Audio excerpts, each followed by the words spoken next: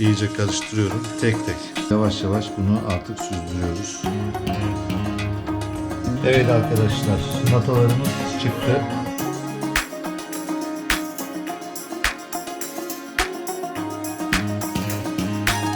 Bugün Belem turtası yapıyoruz. Yani paştejli nata, nata tatlısı. Nata bildiğiniz gibi Portekiz'e özgün bir tatlı.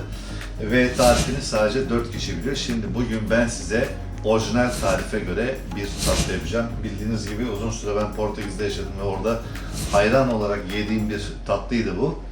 Genelde sabah kahvaltılarında yeniyor. Şimdi ne yapıyoruz? Yarım litre toz şekerimiz var. Yani 500 gram diyeyim size. 500 gram toz şekerin içerisine 250 mililitre suyumuzu koyuyoruz.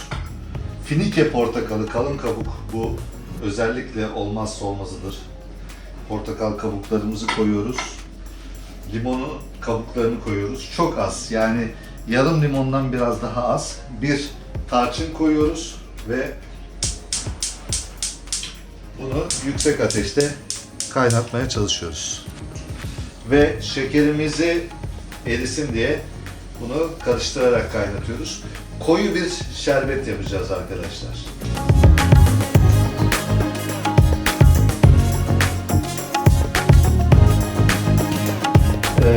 Şerbet kaynadıktan sonra içerisine çok az, bak şu kadar bir limonun böyle suyunu sıkmaya çalışıyorum, sıkıyorum. Bir damla, 2 damla, 3 damla yeter. Biraz daha kısık ateşte bu şekilde karıştıracağız. Bir 5 dakikada böyle limonun damla suyuyla karışsın. 5 dakikada limonun damla suyuyla karışsın. Şerbetimiz kaynadı ve biz bu şerbeti biraz soğuması için kenara alacağız. Şerbetin altını tamamen artık kapatıyorum. Ben bunu kenara alıyorum. Şöyle kenarda o soğumaya başlasın. Şimdi muhallebimize geçiyoruz. Muhallebi yapmak için yarım litre süte ihtiyacım var. Yarım litre sütü ekliyorum.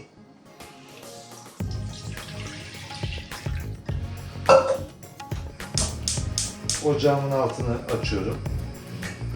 Süt biraz ılımanlaşsın. 3 kaşık kadar un koyacağım. Ben kararınızda şöyle yarım bardak falan koymayı düşünüyorum. Ve unu koyarken sürekli çırpıyorum arkadaşlar. Bakın bu şekilde topaklanmasın diye. Muhallebi kıvamına gelene kadar şimdi bunu karıştıracağım.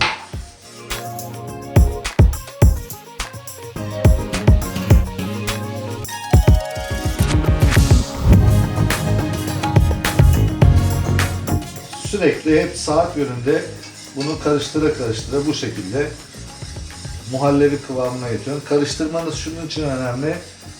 Topaklanma yapacaktır karıştırmazsanız. Sert olacak ve tencerenin dibine yapışır. O yüzden bunu sürekli bu şekilde karıştırarak yapmaya devam ediyoruz.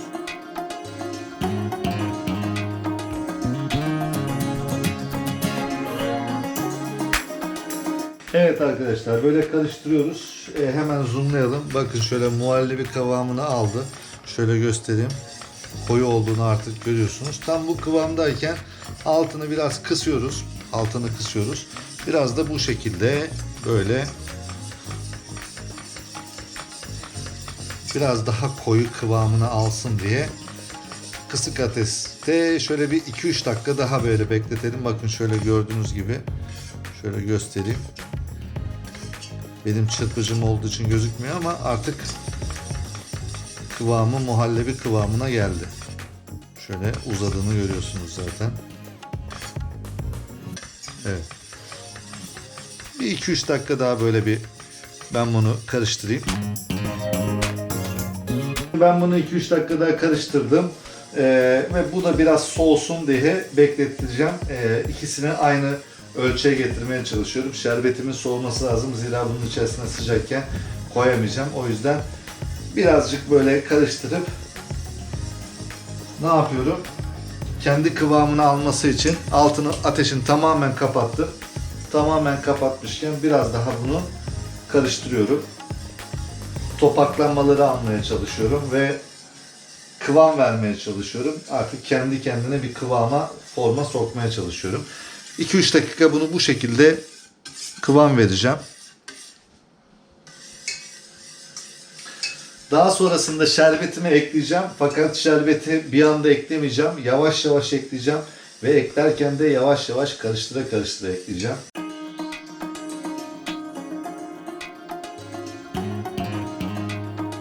Şimdi arkadaşlar şerbeti yavaş yavaş bunun içerisine döküyorum. Bir anda değil. Yavaş yavaş döküyorum. Tamam mı? Döktükçe de karıştırıyorum. Önce yediriyorum. Tamam mı? Tamamını yediriyorum. Yavaş yavaş.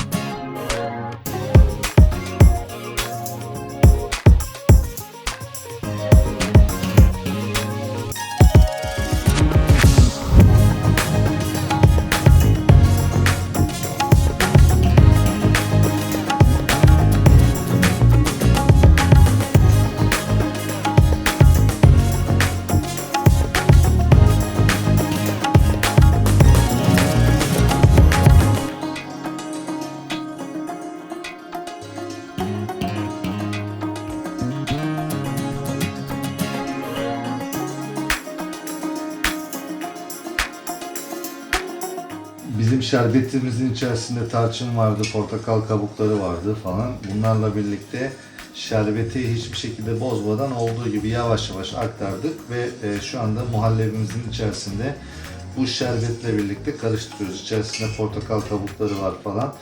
Bunun olması çok önemli değil çünkü neden? Biz bunu sonradan süzeceğiz. O yüzden portakal kabuğu olmuş olmamış bizim için çok önemli değil. Daha sonrasında bunu zaten süzeceğimiz zaman bunlar ayrılacaktır. Şu an bu şekilde karıştırıyorum ve bu muhallebimin de soğuması gerekiyor. Daha sonrasında bu muhallebiye 7 tane falan yumurta sarısı ekleyeceğim. Ancak sıcakken ekleyemezsiniz. Eklerseniz zaten formu bozulur. O yüzden bunun ılık olması lazım. Ilık olduktan sonra da yumurtaları tek tek ilave edip karıştıracağım.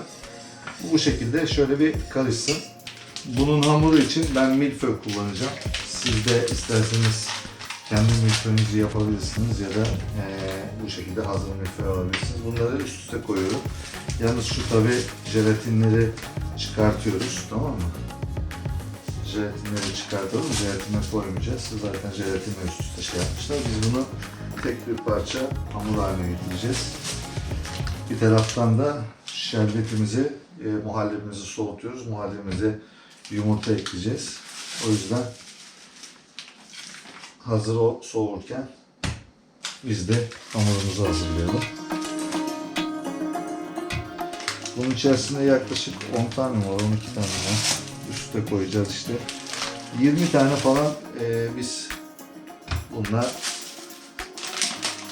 elimizde olduğu kadar artık kaç tane çıkarsa o kadar yapacağız ama hedef 18-20 tane bulmak.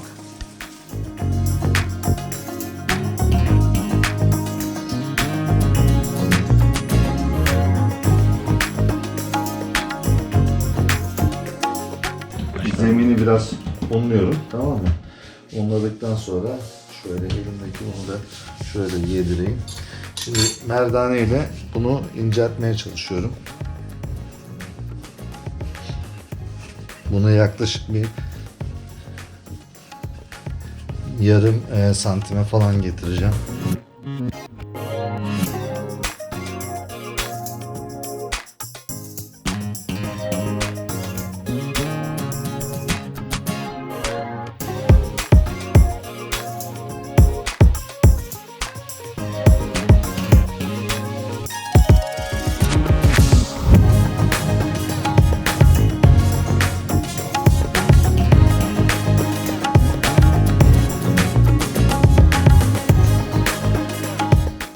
Şu uçtan başlıyorum, tamam mı? Şöyle rulo şeklinde bunu katlaya katlaya gideceğim.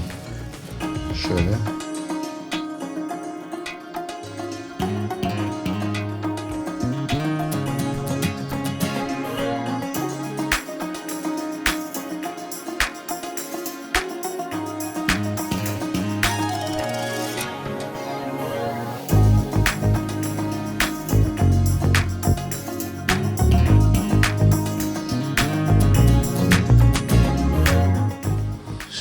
hamurumuzu hazırlamış olduk arkadaşlar. Şimdi arkadaşlar şöyle bak, 2 parmak kadar, tamam mı? 2 parmak kadar alalım bunları. Şöyle şu vaziyette yeter. Şöyle. Göz kararı yapıyorum ama.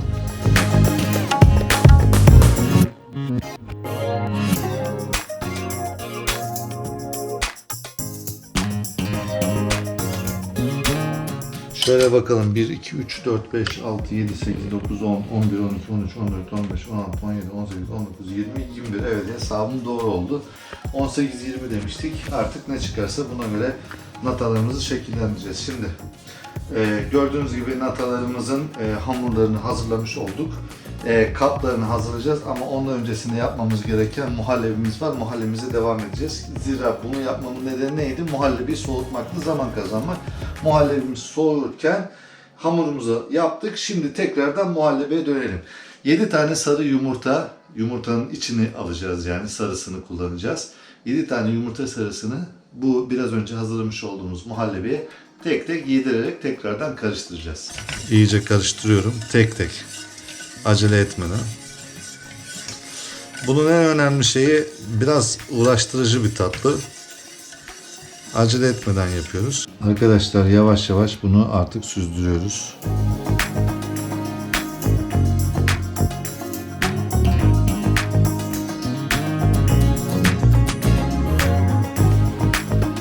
Bunlar nata kabıdır. Nata için yapılmış özel kaplar. Bunlar ben Portekiz'den aldım. Şimdi bunları güzelce şöyle bir yağlayacağız önce.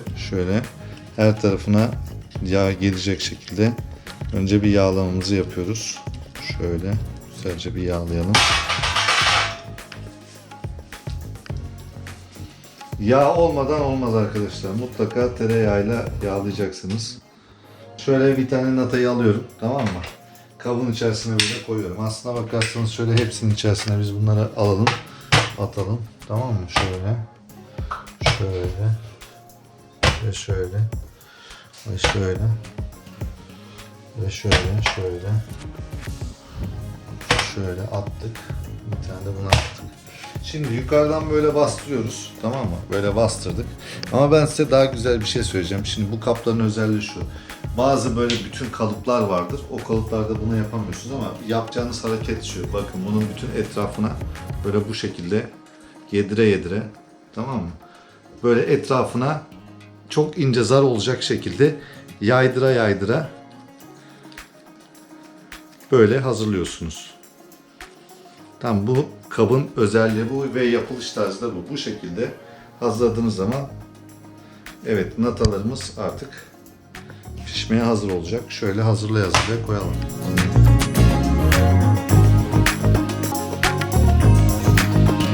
Natalarımızı hazırladım. Kalıplara döktüm.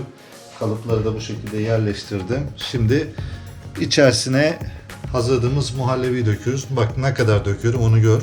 Şöyle. Bu muhallebi şişmeyecektir. Bu kadar. Tamam mı?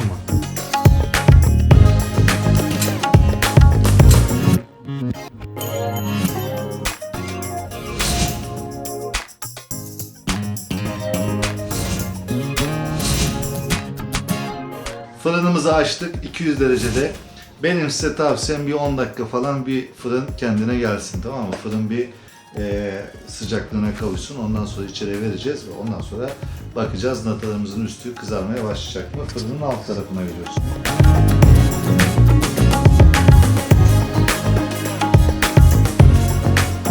Ölçek olarak bakarsanız 1'e 1 natanın porsiyonunda şöyle göstereyim.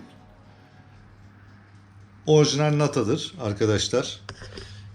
İsterseniz bazılarını yaktık. Mesela bazısı üstünü yanmış seviyor, bazısı yanmamış seviyor. O şekilde ayarladık. Evet, bir sonraki yemeğimizde görüşünceye dek kendinize iyi bakın. Hoşça kalın. Başka tariflerde inşallah birlikte olacağız.